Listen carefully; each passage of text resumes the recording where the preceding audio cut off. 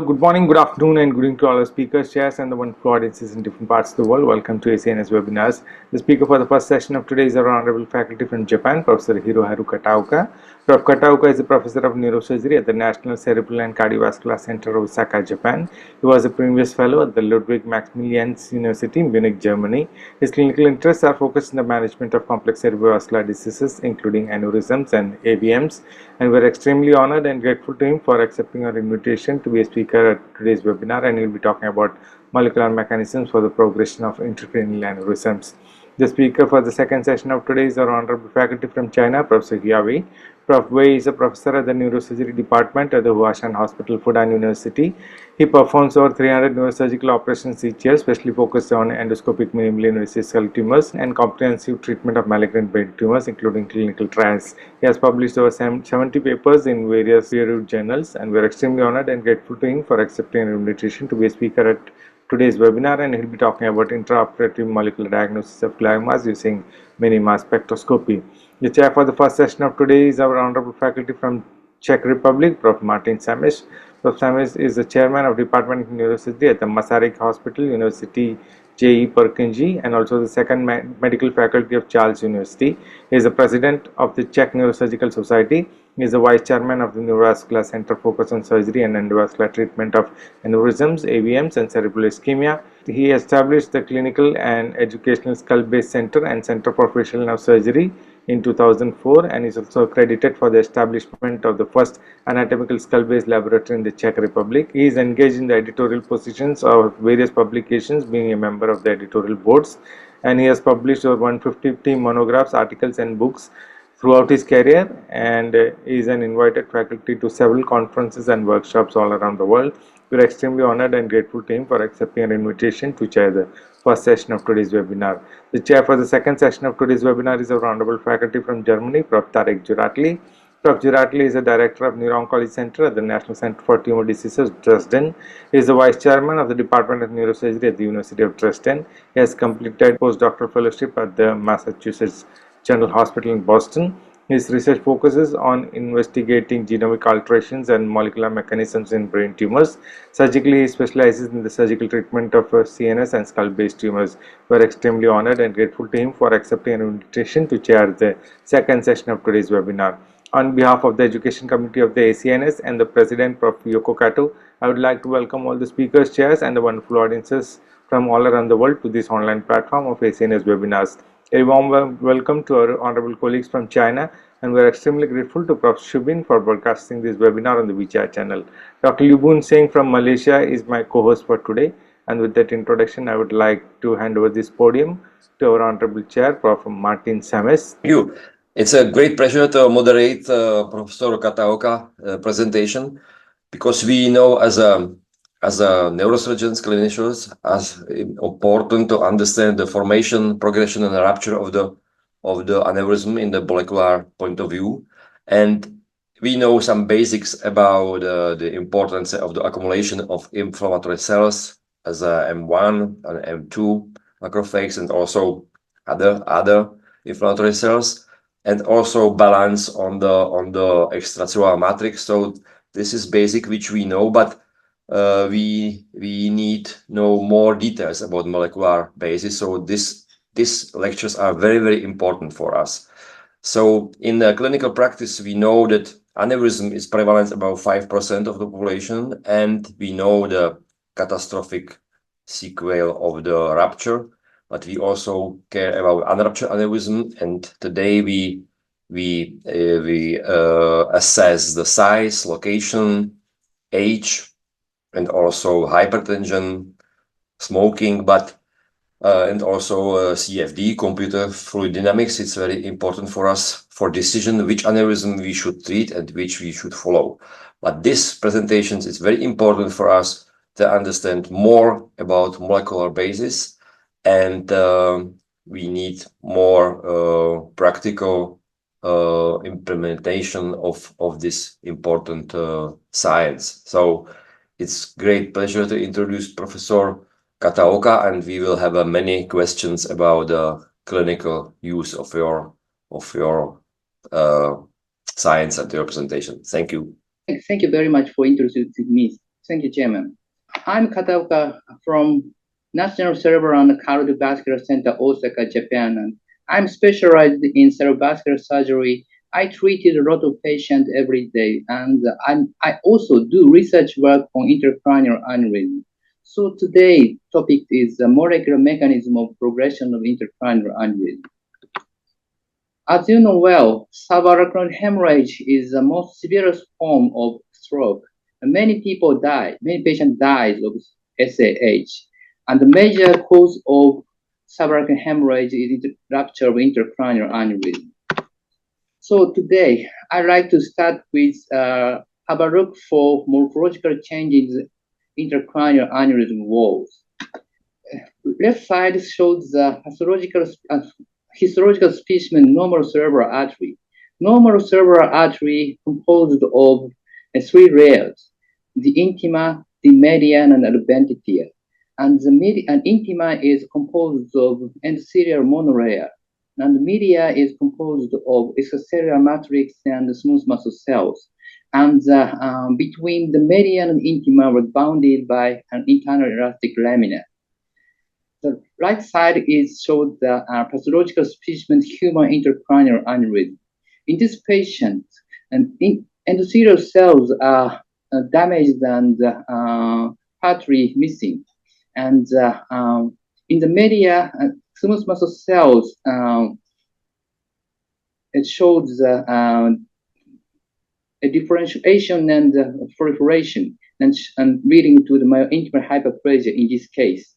And the internal elastic lamina, it disappears completely in this case.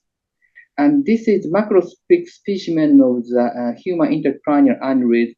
And in this patient, a certain portion of this aneurysm wall, in this portion, the wall thickness is extremely thin in this patient.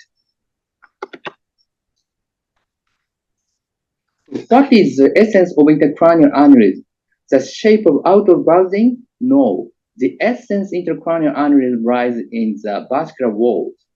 This is a small ruptured aneurysm resected together with parent artery.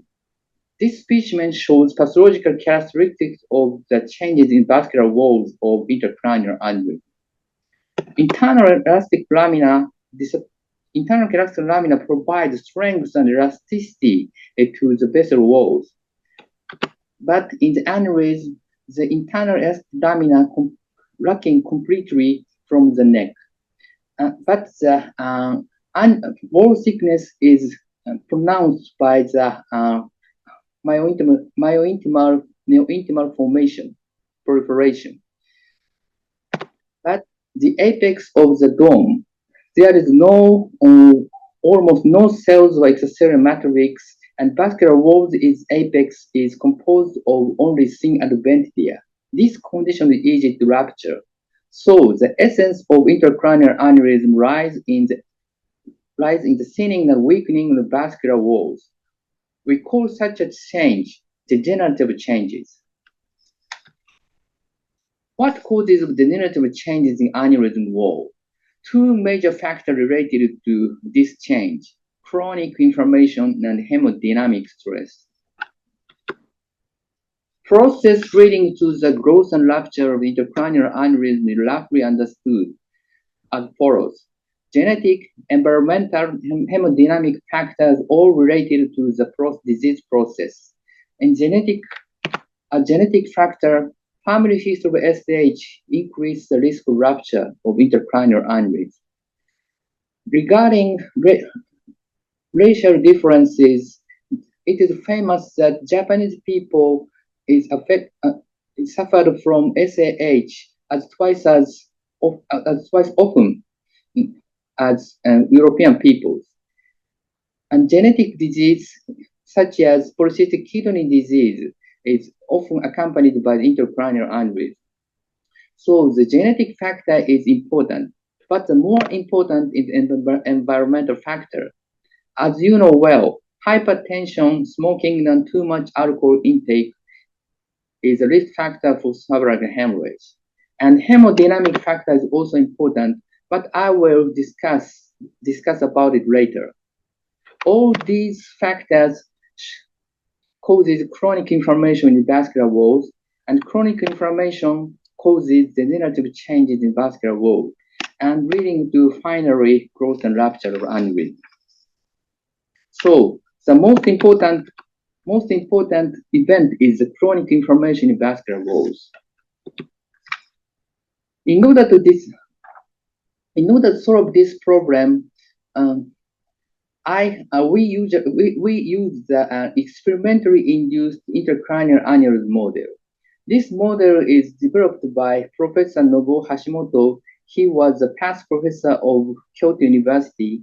He had developed this model in 1978. In this model, hemodynamic aneurysm is induced by hemodynamic stress induced by occlusion of the contralateral cervical carotid artery, and induced hypertension by high salt diet and ligation of renal arteries. After this maneuver, a circular aneurysm spontaneously induced at the arterial bifurcation of the circles of Willis in rat. So this aneurysm is really quite resemble to the human intracranial aneurysm histologically.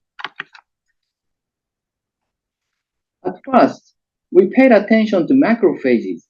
Most macrophages are derived from monocyte in the circulating blood. Endothelial activation induces arrest of monocyte onto the vessel walls, and monocytes transmigrate into the vascular walls and maturing into the macrophages. In atherosclerosis, it's famous that macrophages plays an important role in the development of atherosclerotic disease through uptake of modified cholesterol. Macrophage infiltration in human intracranial aneurysm had been reported in 1999. So we examined the macrophage infiltration in aneurysm wall in the rat model first, and demonstrated many CD68 positive macrophage accumulated in aneurysm walls. This is immunohistostaining of the rat aneurysm, and you can see the many macrophages and in the vascular wall, and shown expressed as green fluorescence. And the number of macrophages accumulated in the vascular wall increases with the disease progression, like this. So, and these results show the macrophages also plays an important role in intracranial aneurysm. Macrophage infiltration in arterial wall classified into 4 steps: rolling, arrest, spreading, diapedesis. And monocyte chemotactic protein 1, MCP1, plays a crucial role for these steps. So MCP1 is secreted by endothelial cells and attracted monocyte to the site. So we also examined the expression of MCP1 in the aneurysm wall in rat model. This is immunohistochemistry of the rat OA-ACA bifurcation, and this you can see the early aneurysmal change here, bifurcation. At the same site, MCP1 is highly expressed in the early aneurysmal changes, and the expression level of MCP1 increased with the disease progression. And knockout mouse, MCP1 knockout in MCP1 knockout mouse, an aneurysmal occurrence rate is dramatically decreased, like this. So MCP1 also has a very important role in aneurysm formation. Other than MCP1, a lot of pro-inflammatory genes such as COX-2, TNF-alpha, and PKM1 are upregulated in the endothelial cells of intracranial aneurysm, and eNOS and nNOS, and they are needed for the maintenance of vascular homeostasis, are downregulated in the endothelial cells of arterial aneurysm walls. And in this process, NF-kappa B has an important role as a key molecule. NF-kappa B, nuclear factor kappa B, is the transcription factor of pro-inflammatory molecules. NF-kappa B forms heterodimers and bind to the promoter site and enhance the expression of pro-inflammatory molecules, including MCP1. So, and we focused on NF-kappa B in the next. NF-kappa B is usually exists in cytoplasm and moves into nucleus when phosphorylated. This is an immunohistochemistry of using antibody recognizing only the phosphorylated form of NF-kappa B. So, and this red fluorescence shows the activation of NF-kappa B. As you can see in this panel, in normal cerebral artery, NF-kappa B activation scarcely occurs. And the early stage of aneurysm formation, many NF-kappa B was activated like this. And NF-kappa B deficient mice and mice deficient in NF-kappa B subunit P50 shows almost no aneurysm occurrence. So, and these results show that NF-kappa B is a key molecule for the progression of intracranial aneurysm. Next, how does the chronic inflammation lead to the degenerative changes in the aneurysm walls? Vascular wall consists of extracellular matrix, including collagen and elastin. Matrix metalproteinase MMP degrades extracellular matrix proteins, such as collagen and elastin. Although MMP has more than 20 subtypes, MMP2 and 9 has both collagenase and elastinase function. So we examined the expression of MMP2 and 9 in aneurysm wall in rat model. This is immunohistochemistry for the MMP2 and 9 in controlled normal cerebral arteries and the aneurysm. In the controlled cerebral arteries, almost no expression was observed in vascular walls, but in aneurysm walls, MMP2 and MMP9 are highly expressed in the vascular walls. And selective inhibitor of MMP2 and 9 inhibited the aneurysm formation like this. This is a double immunohistochemistry for MMP2 and 9 and the cell marker for macrophages and smooth muscle cells. So, and you can see in this slide, and macrophage and MMP2 and 9 were highly expressed in macrophages and also in smooth muscle cells. And the main source of MMP2 and MMP9 was macrophages. So that's how macrophages cause the degenerative changes in the vascular walls. Macrophage secretes the MMP2 and 9 and degrades the extracellular matrix. This is a schematic drawing in inflammatory cascades in aneurysm walls. Blood flow and excessive hemodynamic stress and inflammatory stimuli activate the NF-kappa B in cellular cells. And NF-kappa B enhances the expression of many pro-inflammatory molecules, including COX-2, TNF-alpha, MCP1, and BCAM1. And expressed MCP1 and BCAM1 helps the macrophage and monocyte transmigrate into the vascular walls and maturating into the macrophages. And in the macrophages, NF-kappa B was also activated and enhanced the expression of MMP2 and 9, or reactive oxygen species, or INOS, and all of them cause extracellular matrix degradation and inflammation in vascular walls, and enhance the disease progression of intracranial aneurysm. As chronic inflammation plays an important role in aneurysm development, we think some anti-inflammatory drugs may have inhibitory effects on intracranial aneurysm. We first tested the statin. Statin is originally a lipid-lowering drug. In addition to its lipid-lowering effect, statin has some anti-inflammatory effects. For example, they increase the platelet function and serial function, or decrease inflammation or coagulation property.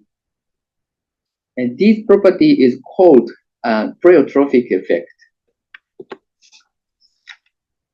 So we administer pitavastatin a kind of statin, to rat and examine the effect of aneurysm formation. When pitavastatin was administered 1 month after aneurysm induction, the growth of aneurysm was inhibited.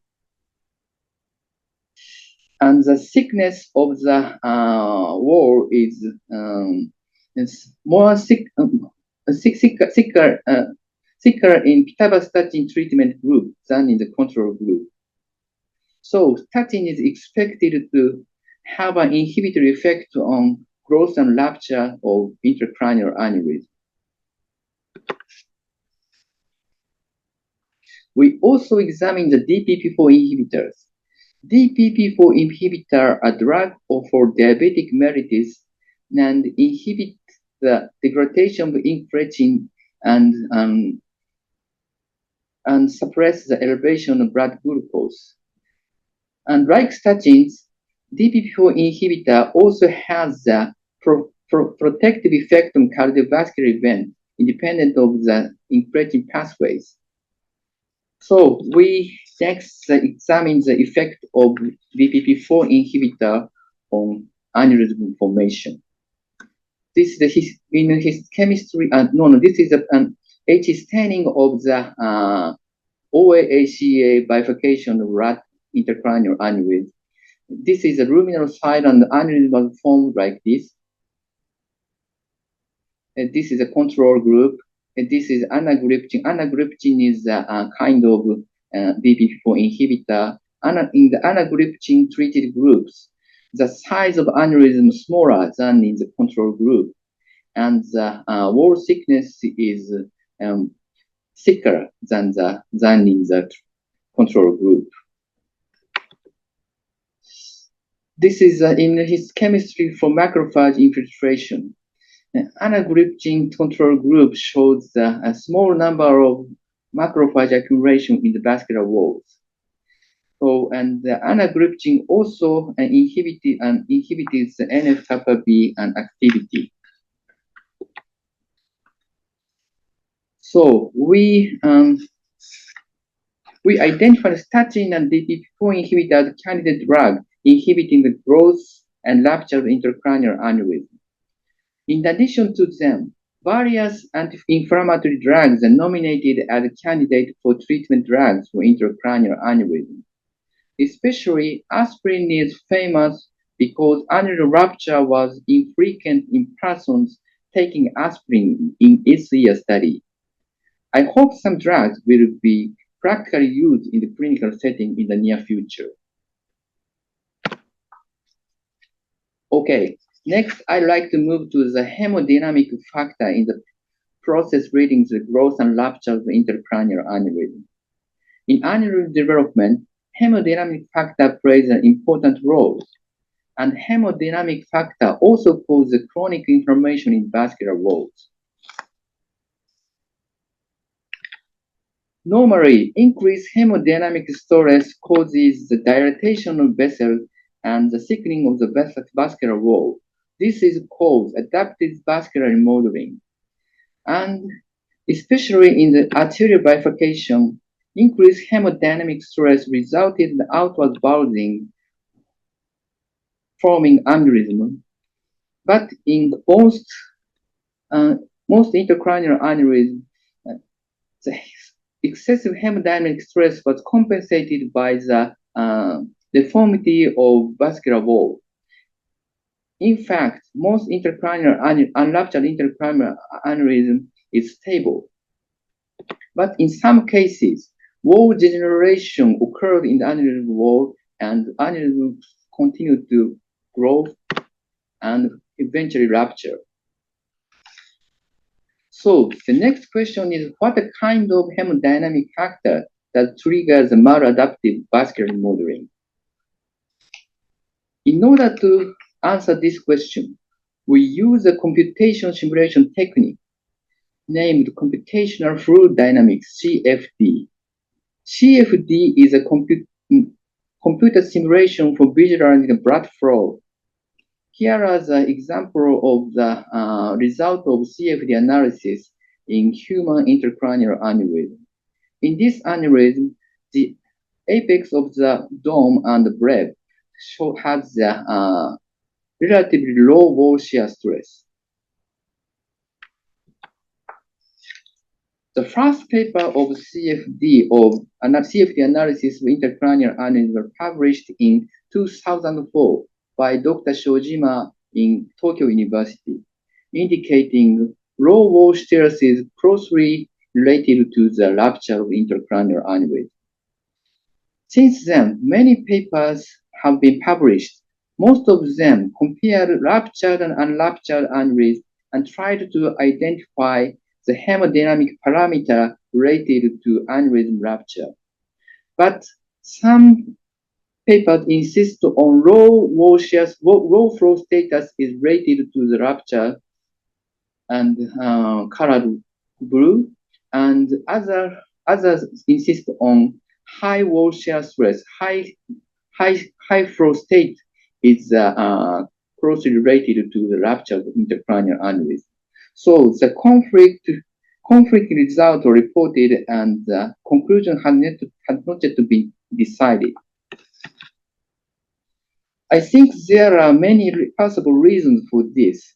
Blood flow causes inflammation, and inflammation results in wall degeneration, and finally leading to growth or rupture of intracranial aneurysm.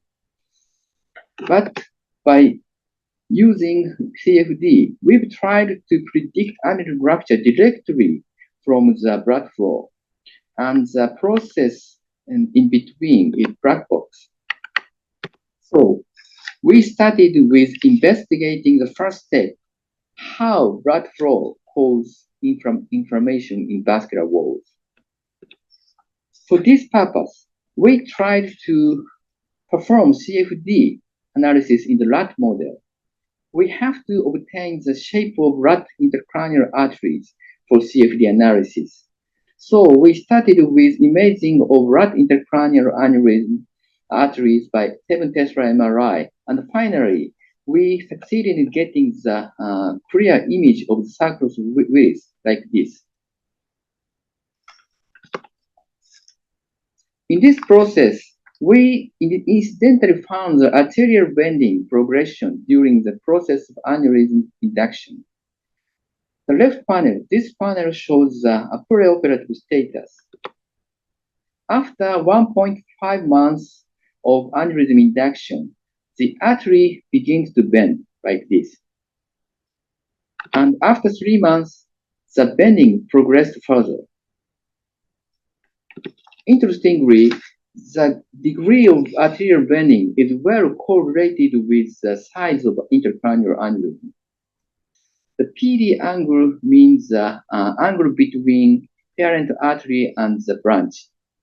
And the PD angle is well correlated with aneurysm size.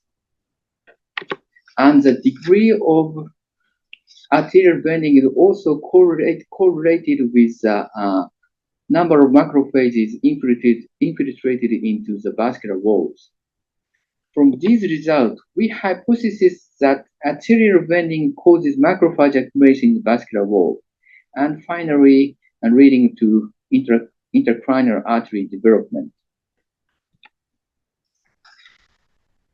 At the arterial bifurcation of olfactory artery and anterior cerebral artery in rat, a small bulging called interpad exists at the arterial bifurcation. And the intimal pad was made by the pile up of the endothelial cells like this, and the height is only 30 micrometer. But this small structure have a great influence on the result of CFD. So we performed the CFD and using the model added the Intra pad. And so in this model, and we cannot see the wall shear stress property around the area in the around the site, and aneurysm occurred in the future. So in general, aneurysm occurred at the wall shear stress, high wall shear stress site, it is believed. But in this model, we cannot see the high wall shear stress area around the site, prospective site of aneurysm. So, and in this model at least, and aneurysm formation cannot be explained by wall shear stress. If so, what kind of hemodynamic force causes aneurysm formation? Hemodynamic forces is classified into wall shear stress and vascular wall stress. Wall shear stress is the tangential forces to the vessel surface, tangential forces, and acting on only endothelial cells. In contrast, vascular wall stress is the circumferential forces against blood pressure. Blood pressure causes circumferential forces like this, and vascular wall stress affects the vascular area inside the vessel, so not only endothelial cells. This is our hypothesis. The Intra pad exists circumferentially and restricts the movement of vascular walls. After aneurysm induction, elevated blood pressure pronounced the vascular wall stress inside the vessel.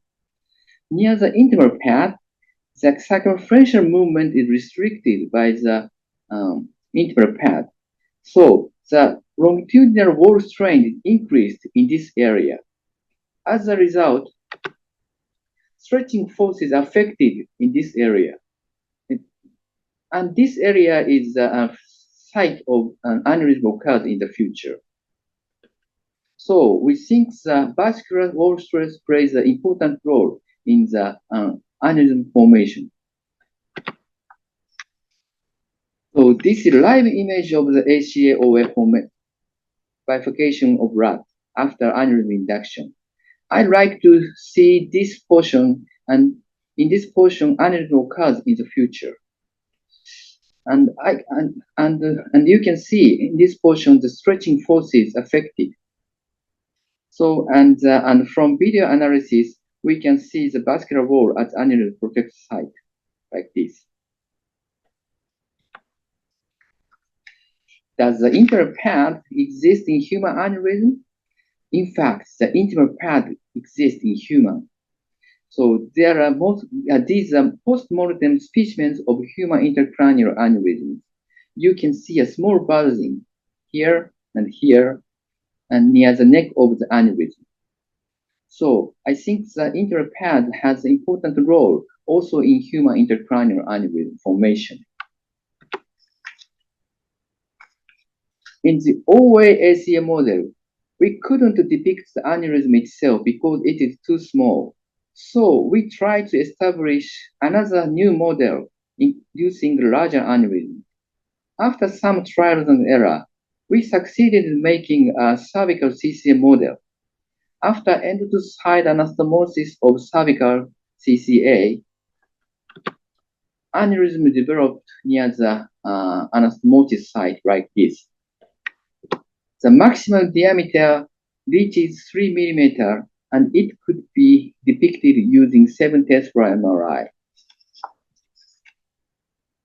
And this aneurysm histological finding resembles those of human intracranial aneurysm, such as disruption of internal elastic lamina and thickening and thinning of the media observed in the vascular aneurysm wall. And you can see it is not shoot aneurysm because it has a 3-layer structure, and endothelium and smooth muscle cells. And macrophages also accumulated in the vascular wall in the cervical aneurysm. Interestingly, the aneurysm is larger. The number of macrophages is larger. This is a large aneurysm. You can see the many macrophages and infiltrating into the vessel walls, expressing green fluorescence. And in this is a small aneurysm, you can see a relatively small number of macrophages accumulating into this aneurysm. So I think the macrophages also plays an important role for progression of aneurysm in this model. In this model, we can take MRI serially, keeping an animal alive. So we can see which part of the wall will grow in the future. In this aneurysm, this portion is a growing portion. And the CFD analysis shows that this portion has the property of low wall shear stress and high OSI. OSI is oscillatory shear index, which means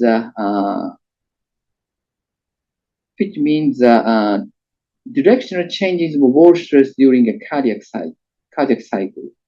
Simply, high OSI means disturbed or complex flow.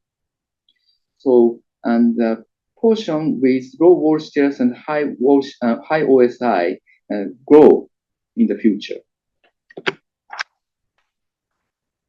Next, we visualize the macrophage accumulation by administration of iron oxide nanoparticle permoxetol. Permoxetol is an iron oxide nanoparticle and taken into macrophages and expressed as low intensity in a T2 star image like this. So you can see the macrophage accumulation in this portion. And this site is a growing site. So, and also, CFD analysis shows this portion has the property of low wall shear stress and high OSI. So from these results, and we suggest macrophage accumulated in the site with low wall shears and OSI, high OSI, and accumulated macrophage causes degenerative changes in vascular wall and leading to the growth of aneurysm. In this slide, I summarize the mechanobiological coupling in the intracranial aneurysm development. Hemodynamic stress causes the morphological changes in parent arteries and causing macrophage accumulation in the vessel walls. And another hemodynamic stress, stretching forces causes the early changes of aneurysm changes, such as internal elastic laminar disruption, smooth muscle cell transformation, and endothelial cell dysfunction. And low wall shear stress and high OSI causes macrophage accumulation in the aneurysm wall. Accumulated macrophages cause inflammation and degenerative changes in the vascular walls. So this is the last slide of my lecture. And take-home message of today is macrophage-derived chronic inflammation leads to the progression of intracranial aneurysm by causing degenerative changes in the vascular walls. Some hemodynamic forces trigger the aneurysm formation and promote the disease process of intracranial aneurysm. So, macrophage-derived chronic inflammation and hemodynamic forces is the two major factors of the disease process of intracranial aneurysm. Thank you for your attention. Thank you very much. May I have a first question? Could we use the ferromoxetol in our clinical patients if we have an unruptured aneurysm? Would we use the ferromoxetol to assess the risk of the rupture and the accumulation of the macrophages in the daily practice? Can we use it? Ferromoxetol is expected to be used in a clinical setting, but unfortunately, ferromoxetol has a side effect of, so I forgot the detail, but ferromoxetol has a side effect, and so FDA didn't allow the use of peroxytol for clinical use for intracranial aneurysm diagnosis. So only in experimental, some trials and experimental. Yes. So trials. we now we are now trying to develop a new drug for diagnosing the dangerous aneurysm. And does exist any different different enhancement to recognize accumulation of the macrophages, similar to ferumoxytol? That does exist any? Do you know? I think you mean the visceral imaging. So, but I don't know, and visceral imaging and what visceral imaging means, and in fact, so and the wall enhancement and the meaning of wall enhancement is there are many discussions about the meaning of the wall enhancement in visceral imaging. So we now trying to develop the new drugs to show the existence of macrophage directly by MRI. Okay, in the future. And second question, if we have patients with unruptured aneurysm, we follow them, and patient will ask, should I take the aspirin or should I have a medication with statins? So could we recommend for the patients this medication with the unruptured aneurysm to prevent rupture or not? In the experiment, both aspirin and statin have an inhibitory effect of aneurysm growth. But unfortunately, clinical trials and statins failed to show the inhibitory effect of aneurysm growth. And the result of aspirin trial, I don't know the result, but the trial, I remember the trial started more than 5 years ago. So the result has not yet been reported. So I'm afraid the trial failed. So now, we have no medications, and we just have our criteria. Unfortunately, we don't have any drug to recommend the patient. Okay, so very promising, but now we don't have any medication. Okay, thank you. Yes. Thank you very much. It was indeed a wonderful session, and if there are questions from the audiences, my co-host Dr. Libun Singh, would you like to ask something? Yeah, thanks. Thanks, Professor, for a very nice comprehensive lecture.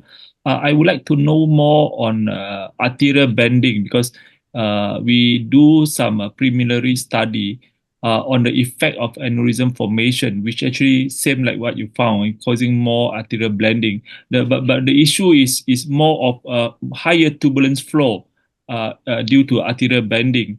And we think that this will eventually cause reduced blood flow to the brain, and subsequently causing a cascade where there will be induced hypertension due to a reduced flow by our body mechanism, and indirectly that will cause more bending. And this turbulent flow, as you mentioned, it may be measured by the change in the wall shear stress vector and OSI, and we think that in terms of treatment, by correcting the bending, it may help to reduce the effect of changes in the wall, and it may reduce the risk of further aneurysm formation in the future, and also improve brain perfusion. May I know, do you have any study looking at a correction of the bending where it can reduce the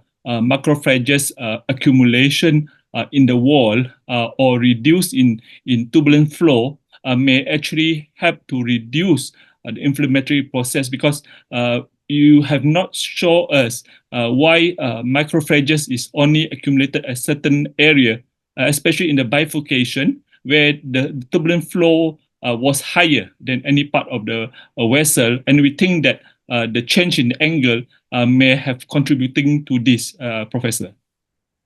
And in fact, I don't know the precise mechanism of macrophage accumulation in the bending artery. So, and we only show the result of the correlation between arterial bending and macrophage accumulation. So, and I have to disclose the molecular mechanism for it. So, but in clinical setting, we sometimes experience arterial bending that affects the aneurysm formation, and especially in the recurrence rate is reduced if we use the stent for the in the endovascular treatment. So we think that I believe the arterial bending is related to the progression or maybe a recurrence of intracranial aneurysm. Thank you, Professor. There is a question which Dr. Nemoth has typed, which is, can you please simplify the practical implication of molecular mechanism of aneurysm progression? This is a very difficult question to answer. And so, for example, I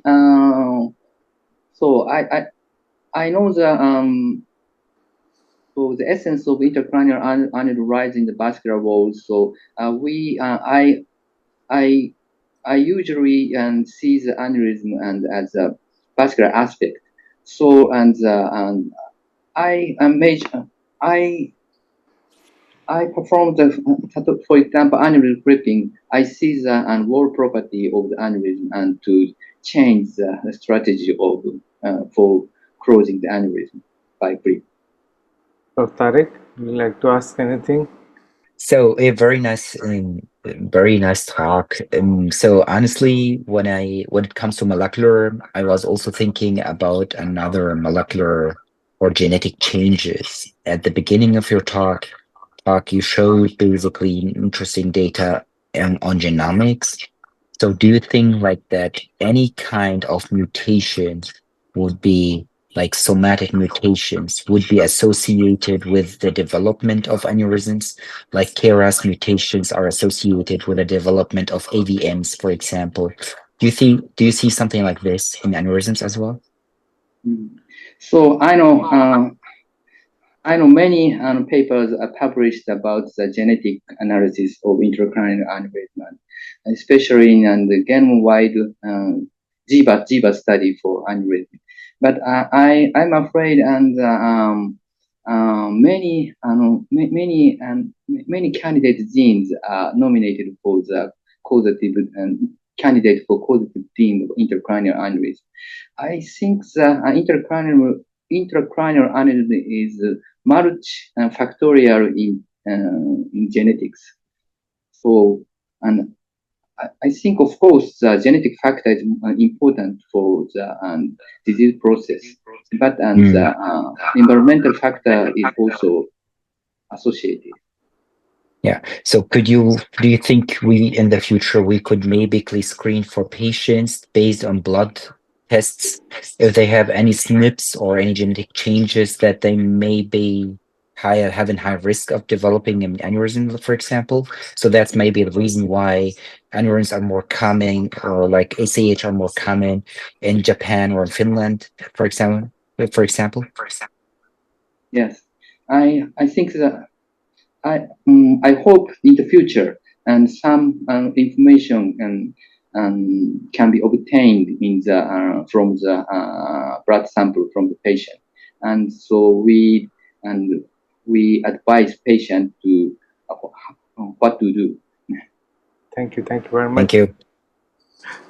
One question that I would like to put across to Prof. Kataoka is the mechanism different in case of a saccular aneurysm and a blister aneurysm and a giant aneurysm which does not rupture?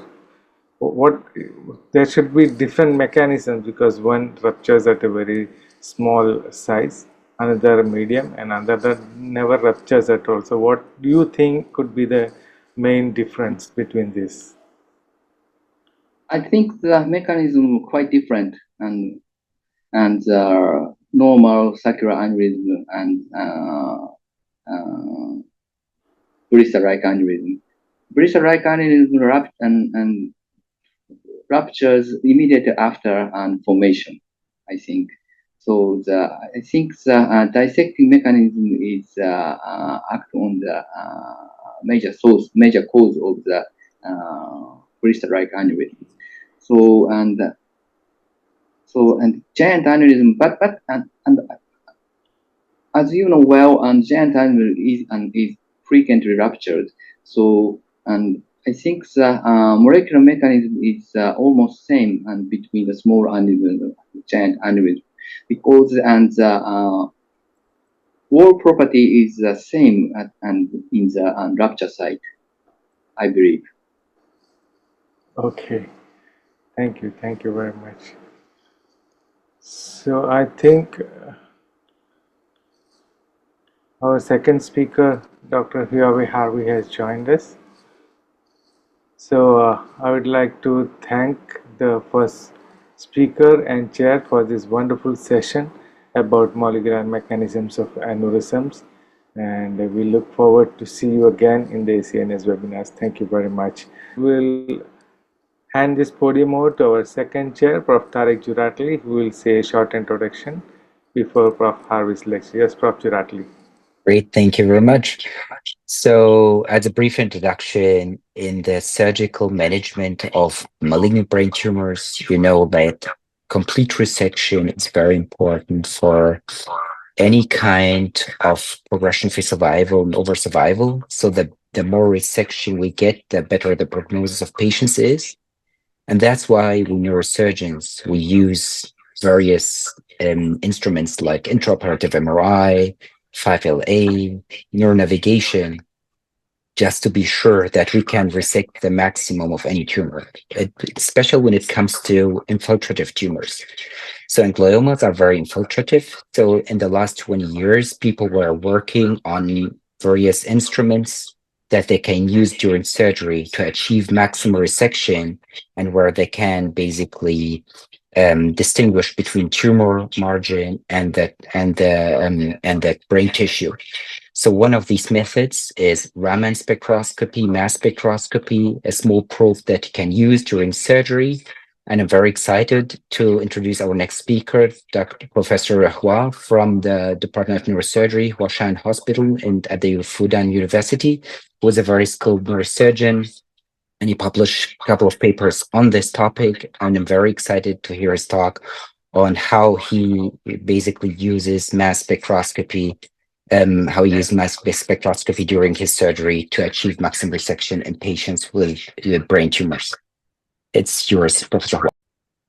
Thank you for the introduction. It's my great honor to be here to present our work on the intraoperative diagnosis of glioma using mini mass spectroscopy. I'm Dr. Harvey from Huawei. Honored to be here to share experience on our intraoperative diagnosis of gliomas here. I think most of the audience here quite know well about the glioma, so I skip the slides here. And one thing we need to mention is the IDH mutant glioma is so unique. Since 2008, the Duke group, they found the IDH mutant occurred almost 80% in the grade 2 and 3 low-grade gliomas. And this gliomas shows quite unique clinical and biological features in gliomas. So the question number one is why it is so special with IDH mutated gliomas. This is scientists' work. They published tons of science and nature work and to illustrate the epigenetic changes among the IDH mutant gliomas, also leukemias. So one thing I want to mention is the 2-HG accumulation. Here you can see for all the metabolites, the 2-HG accumulated so high in IDH mutated glioma, and the specificity is so high. So which means IDH mutated gliomas will have 2-HG accumulation in IDH mutant gliomas. So the specificity is so accurate. Which is important for our future work. So for other epigenetic work, I would skip the slides, which many you already know. So I would skip these slides. So as you know, when I talk to the scientists, they have different opinion with us. But one thing I would agree is that 2-HG, the metabolism would affect gliosis, which means the 2-HG amplification will affect epigenetics, which will affect the tumor genesis in gliomas. And since the IDH mutant is so important, which already cited by the some New England Journal of Medicine papers, which also by the TCGA and also by our group, which was dominated by Dr. Mao and Hong Kong group, sorry. And which means the IDH mutant and the total mutation, also 1p19q co-deletion would serve as a great markers for low-grade gliomas. I think the most background you already know. So what's the clinical benefit for us to identify or to sort this kind of gliomas? In 2014, one neuro-oncology paper published, they showed that IDH mutated gliomas would benefit from the extensive or maximal neurosurgical resection, which is consented by us neurosurgeons. And also, IDH mutant gliomas could benefit PCV chemotherapy, and also VEGF-A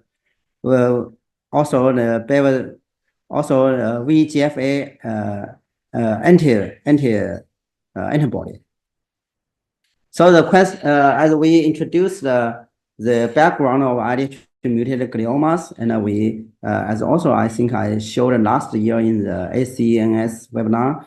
And the second question, how could we identify IDH mutation in clinic? The most important one, or we call it a golden standard, is sequencing. And also the most routine work is IHC staining.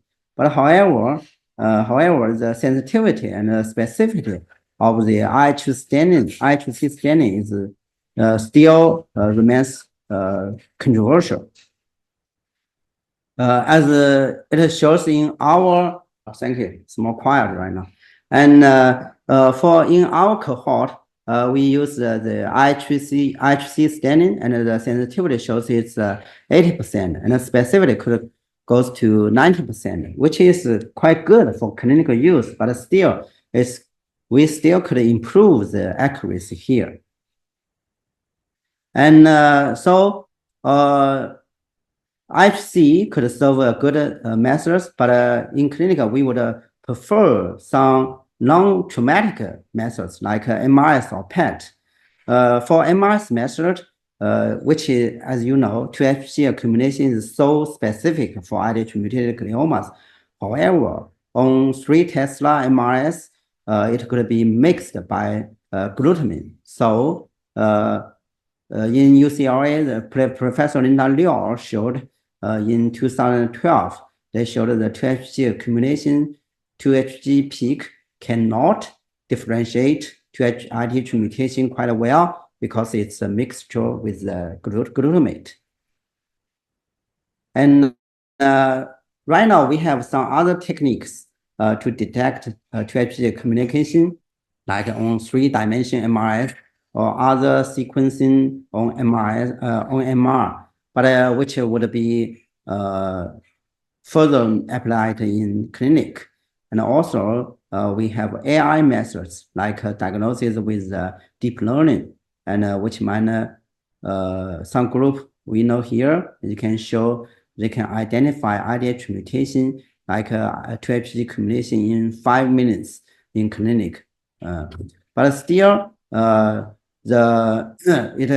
it goes to the clinical application, which means still needs some more validation.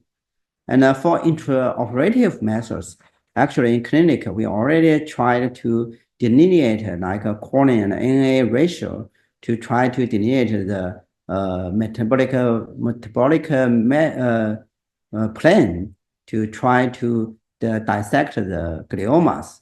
Like here, we do in our department here, we use the choline and NA ratio to take it as a biomarker to delineate the metabolic delineation for gliomas here. And also in 2012, we published a paper in BMC cancer. We use the PET. When we find the PET, when we goes to the SUV max to the 3.8, the accuracy AUC goes to the 0.8, which is quite high in clinic. But still, when it's quite complicated or difficult to use PET intraoperatively. So still, the question number 3 is how could we rapidly identify the IDH mutation? We have a lot of accurate methods to identify IDH mutation post-operatively, like sequencing or IHC, as we introduced previously. But for operative operation, we have PCR, microfluidic chip, or other methods. Preoperatively, it's like MRS or PET or AI. But which one is the best for us? Because since we have the only open window during surgery to touch brain or to touch glioma. So it's quite important to do a rapid diagnosis of IDH mutation for gliomas during the surgery. In our group, Professor Wu tried to develop a method to with a microfluidic chip in 30 minutes, which published in 2016 in Journal of Neurosurgery. But the accuracy is still controversial. And other group also developed rapid PCR, and we focused on the mass spectry from the beginning. 2HG, as I introduced previously, 2HG accumulation could be detected in around 30 minutes. And this is our we use the rapid GC methods. We cut the capital column from 30 meters to 5 meters, which means we sacrifice the accuracy to detect the 2HG. Since we know we don't need so many metabolites, we only need 2HG. So we cut the 30 meter to 5 meter. So we use this rapid, we call a mini column GC mass which means we can shorten the time in 4 minutes. So this method was proven to be accurate. In general, we can save the time to almost 40 minutes. As you can see here, the metabolites almost consistent with the traditional GC mass. So we published this paper in laboratory investigation in 2018, and also our cooperation group from Tsinghua University, they also published in the same year in the analytical chemistry. And after this, in almost the same year, Cooks Grantham from Duke University, he developed new methods of mass spectry, which is not in our field, as you know, the DESI technique. They can identify the 2HG very accurately. And this is very time saving.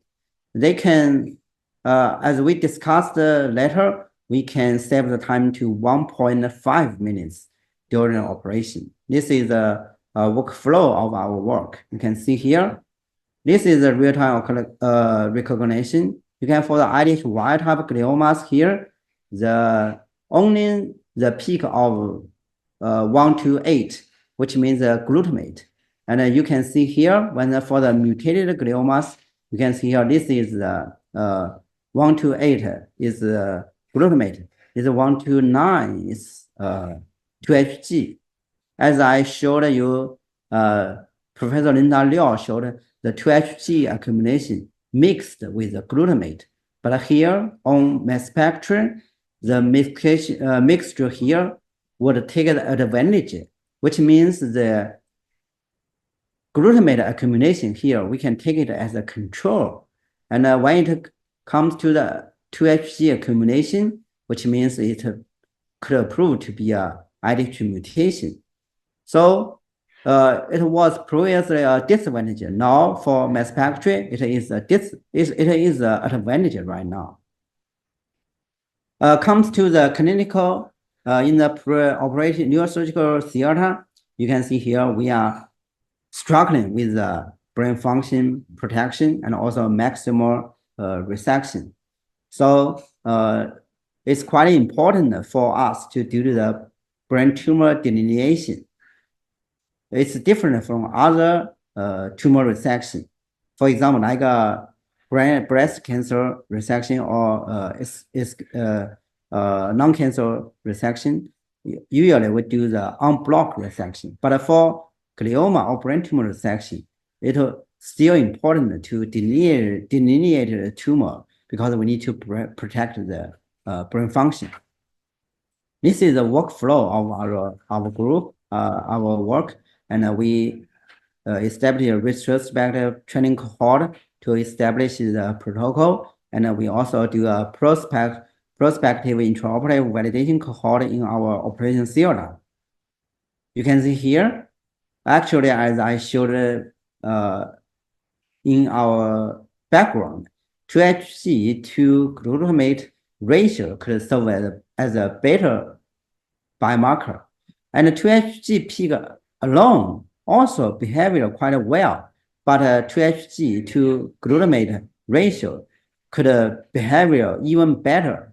You can see the Jordan index is the highest here.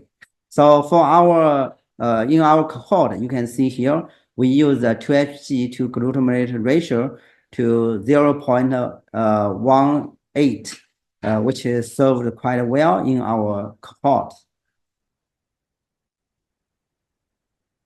That's the explanation why 2HG to glutamate ratio could serve better.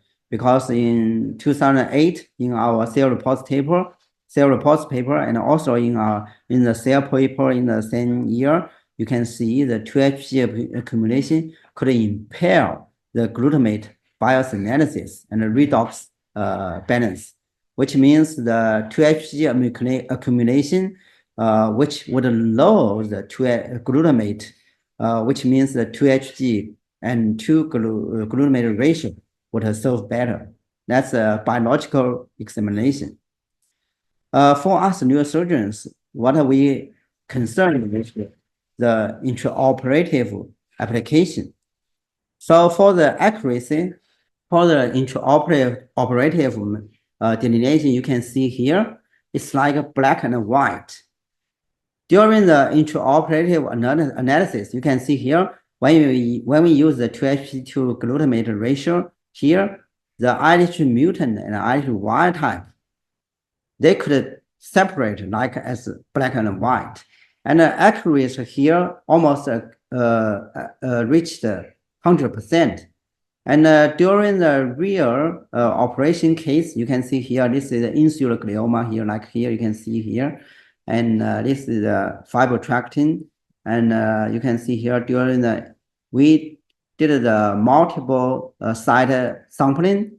And this blue dots you can see here during tumor, you can see the 2HG and 2-glutamate ratio is quite high.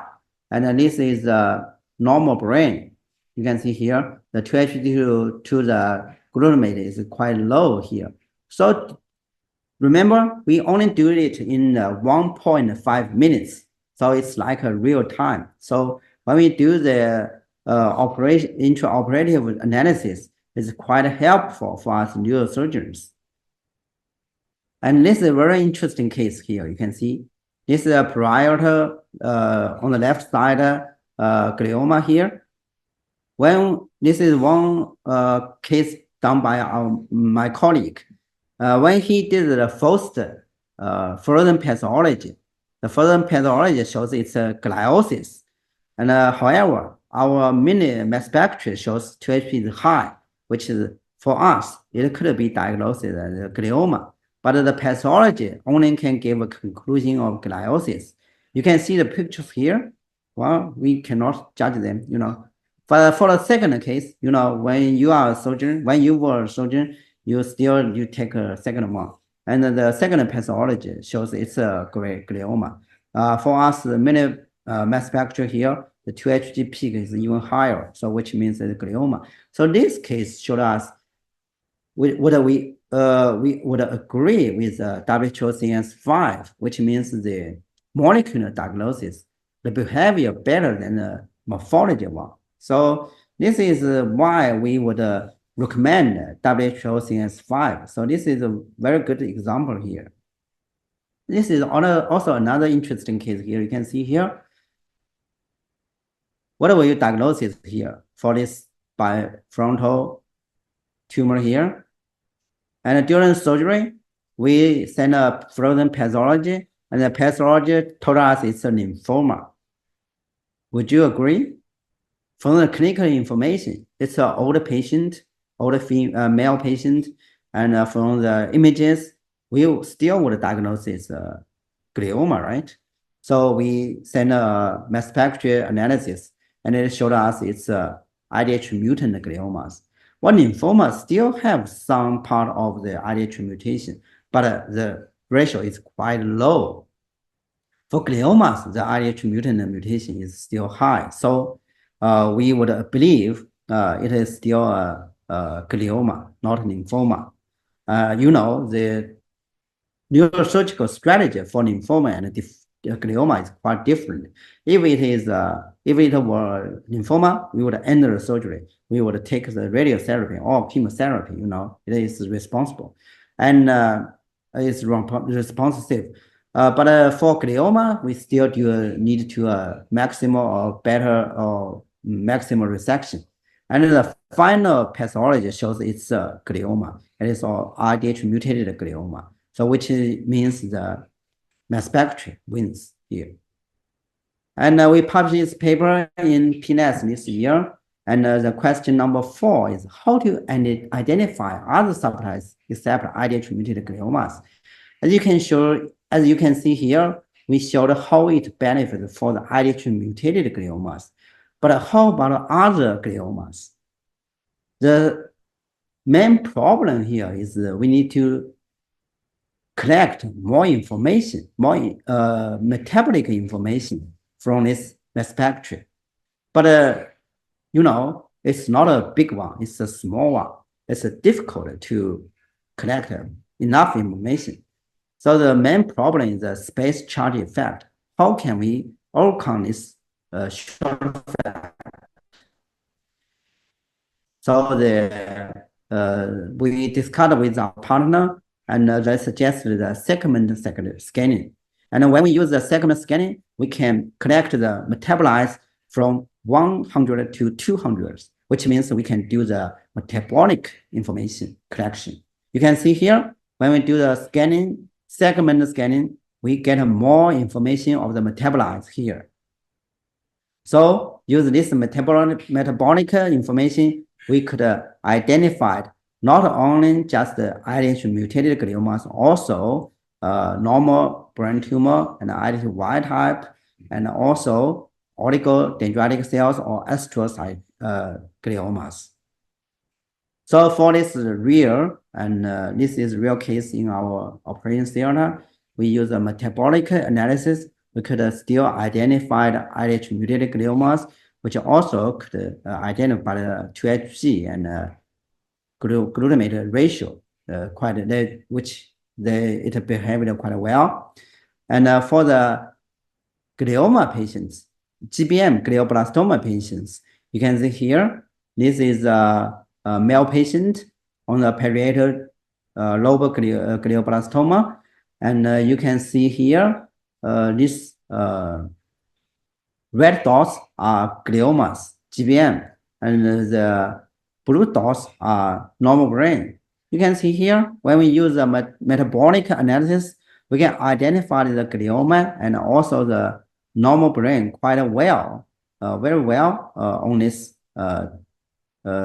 events. So we just do a brief summary here. Mini mass spectrometry could identify enough metabolic or metabolic information in real-time way. The second one is IDH mutant is a good candidate for mini-mass spectral methods, as the 2H accumulation is so specific for IDH mutation. And you know, the 2H gene is so innate, it cannot spread. It even cannot penetrate the cell membrane. So it allows the metabolic deletion. I think it's way better than the 2H calling to NA ratio. Previously, we use 2H calling to NA ratio to identify glioma and metabolic tumors. Sorry, metastatic tumors. And but for this one, you can see here, the 2Hg accumulation is so accurate and so candidate for IDH mutation, which as we showed in the PNAS paper. And the third one is a metabolic analysis could solve better and broader on in future surgical theater. The Cambridge University expert or scientists from the Cambridge, they showed, they call it a eye knife. They can use eye knife, which means you can combine a QSAR and the misspectra together, which means you can combine them together. When you do the surgery, you can identify what you sucked.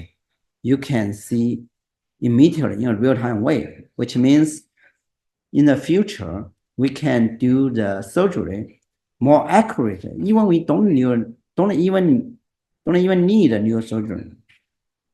So still, the last part we are still in for publication, and previously one we already got published in 2008 in laboratory investigation, and also this year in PNAS. So next one, I hope anyone, if you got reviewed us, please help us. So thanks for all our members and partners for this tremendous work. So in the future, I hope our mini mass spectral paper work could help us neurosurgeons more in the real operation theater. Thank you so much. Thank you very much, Professor Hua, for this very interesting talk. It was really very great results and very interesting and very impressive. Thank you. So yes, thank you. So some noise. Sorry. Don't worry. Everything was great. So I'm gonna ask you a couple of questions because very interesting talk. I got very interested in your way how you do it. So could we maybe explain the algorithm you use when you get a patient where you think it's a low-grade glioma, or let's say it's an IDH mutant glioma? Do you do any kind of preoperative image in terms of like 2-hydroxyglutarate MR spectroscopy before surgery, so you can tell this patient has, for example, an IDH mutation or IDH mutant tumor, and then I'm gonna use my mini mass spectroscopy during surgery? Or do you select your patients before the surgery to do the mini spectroscopy or not? Yes, it's a very good question. Actually, we also concerned about all these questions. And for example, when I introduce my partner, they do the mass spectrum. We don't know this field. And when I introduced the patient to them, they were impressed. For us, because like IDH mutated gliomas, it's quite difficult to achieve maximal resection because you don't know the plan. You don't know the plan. But for us, so it's in China, there are some group focused on this research. As I know, there is a group focused on the PCR, intraoperative PCR, and also there is a microfluid chip, as I introduced in my slides, and also there are ramen and many other methods, as I know. But we just focus on the mass spectrum because when I talk to our partner, they think it's so accurate because the 2Hg accumulation and the IDH mutation, the accuracy is almost 100%. Yeah. So this is like select the candidate. So there is it's difficult to make wrong. It won't be wrong, you know.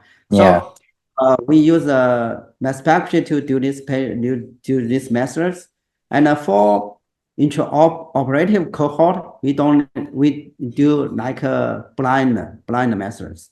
We don't know the patient's IDH.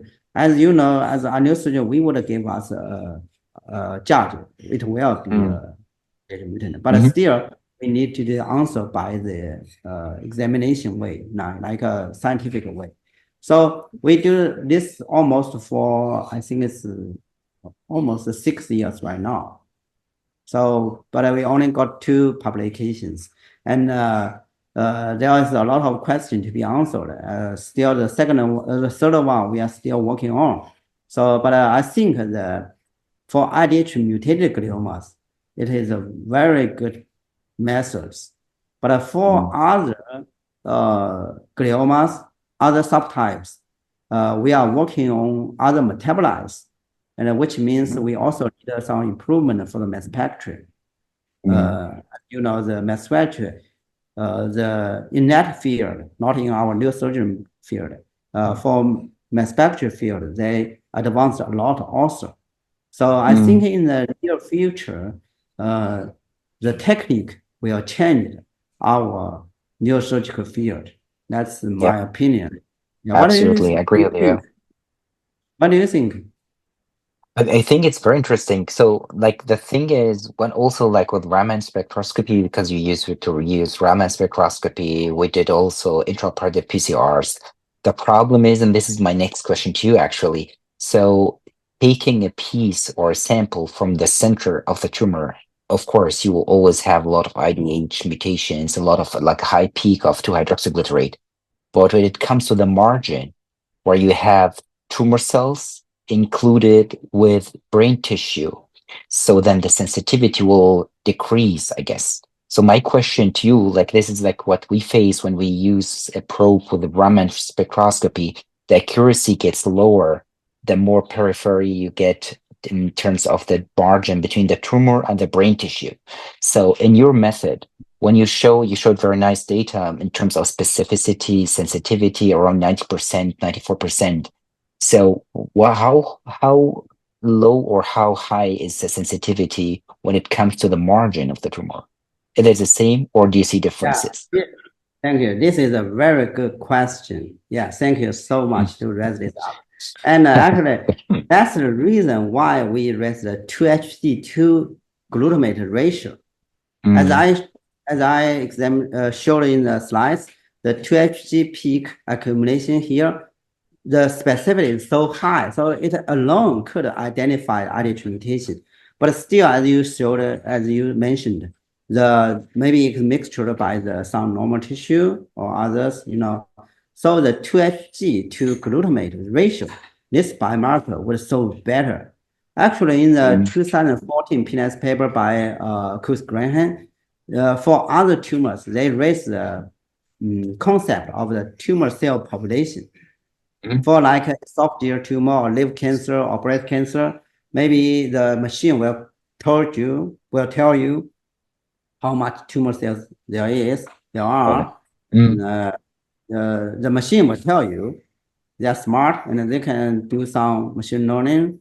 They can tell you the percentage here. But for glioma, the 2-HG to glutamate ratio is would be more accurate to identify the metabolic plan. Agreed. That's a very good point. But the problem is, once you're doing, let's as a neurosurgeon, let's imagine it's a 3D tumor, of course. It's a shape like, let's say, in an apple, and you're removing the tumor. So when it comes to the margin, you have to take a lot of samples and send it for microscopy, for spectroscopy, for the mini mass spectroscopy, because you're taking a lot of samples from the margin, from everywhere. And usually the delineation is not like a cut, but it's more infiltrative. So that's the problem that we face when you use any kind of tool, let's say, that can detect IDH or 2-hydroxyglutarate. Do you agree with this? I totally agree. That's another advantage here. Where the time consuming, we only need 1.5. Actually, for the sophisticated one, you can only almost 1 minute to do the detection. So for only 1 minute, we can wait. You know, for us neurosurgeons, we can for frozen pathology, we usually almost wait for almost 30 minutes or 20 minutes. Yeah. You know, and at launch it takes more. You know, we hesitate. But for this mass spectrum, only almost 1 minute, we can wait. We can decide next step. That's the advantage here. Yeah, you raised a very important question. I totally agree. And that's the advantage why we use the mass spectrum here. So that's the reason why I would recommend mass spectrum, not PCR, not a Raman, not other methods. Like PCR almost need 20 to 30 minutes. Like, Absolutely, yeah, agree. here you can only use 1 minute. Done. That's okay. Yeah. And then you get your cut, like let your value, it's like cut off, and then keep going, or you stop like resecting at that location. Yes. Okay. And so did you look by IC for these regions with a very at the margin? So could you tell let's say, could you tell based on your cutoffs how far you get into the normal tissue at the margin in terms of the cellularity? Could you tell? I could tell you I have an IDH mutation or 2-hydroxyl peak based on 20 cells in that field or 30 tumor cells. Did you do any kind of experiments like these? Yeah, you get a very good question. I think you get quite good learning on this field. Yeah, yes. For IDH mutated gliomas, we call it IDM is like a black and white. But for others, we can use the metabolic methods features to identify what you mentioned, and that's what we are doing right now. Because as you know, the IDH mutated or IDH wild type, they share different metabolic features, and also you get more normal tissue or even deeper. You don't know what happened right now. But for the metabolic, not a metabolic, not a metabolic, it's a metabolic. It's like you can got hundreds or tons of metabolic information. You can identify them more. So that's what we are doing right now, and it takes almost at least 5 minutes. But still, we're still working on this. So very interesting. This one is in submission, and hopefully we can help us on this publication with our paper. Yeah. We are working on this. Yes. Okay. Yeah, great. It's a great project for sure. And so, with your method, did you look for all isoforms of IDH mutations? Did you look for R132H and so on and so on? Were you able to detect 2-hydroxyglutariate in all subtypes of IDH mutant tumors in terms of the IDH mutation itself? So you have so many isoforms, 3-4 isoforms for IDH mutation and IDH2 as well. So were you successful in detecting 2-hydroxyglutariate in all these isoforms?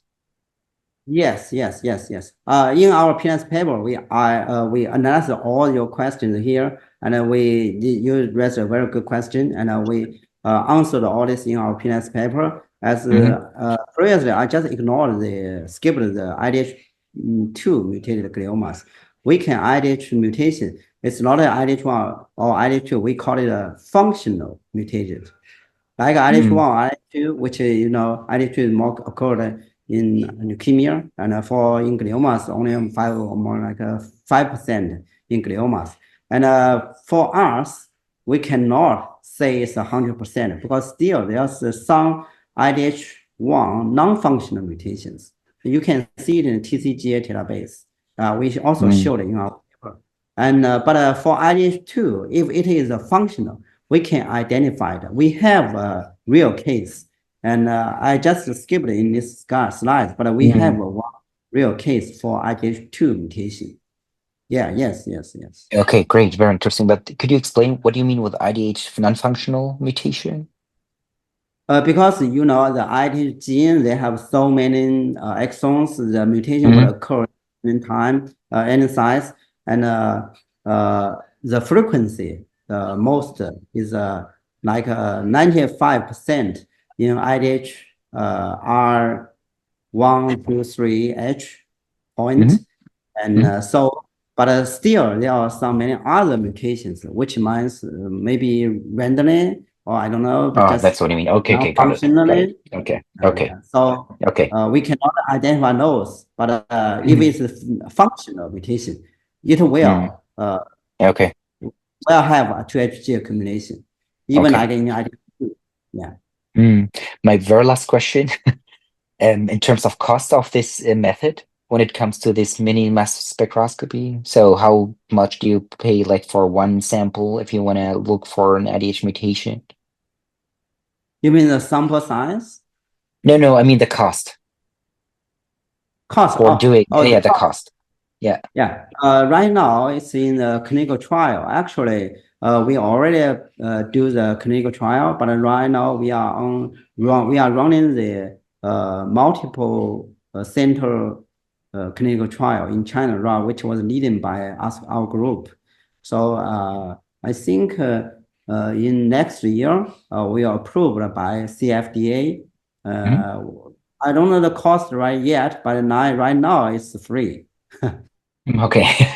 Interesting. Thank you very much. Yeah, but in the future, I think it would not that expensive because it's very easy.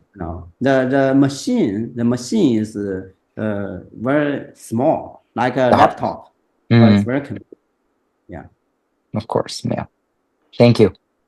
Okay, Thank you. thank you very much. That was indeed really wonderful. I understand the future of glioma surgery is we are looking forward to is mini mass spectroscopy, as you said. I think we can wind this up now. I'll close this officially on behalf of the Education Committee of the ACNS and the President, Prof. Yoko Kato. I would like to thank both the speakers of today, Prof. Kataoka Hiroharu and Prof. Harvey Harvey, as well as the chairs, Prof. Martin Chames and Prof. Tarek Juratli, for the time and support for the ACNS webinars. And also special thanks to Prof. Shubin, who broadcasted this webinar on the WeChat channel. And as of now, we have around 390 people who joined us from different parts of the world on different channels. A special thanks to my co-host Liubun Singh as well. So until we all meet tomorrow, it is bye bye from all of us. Thank you very much for joining.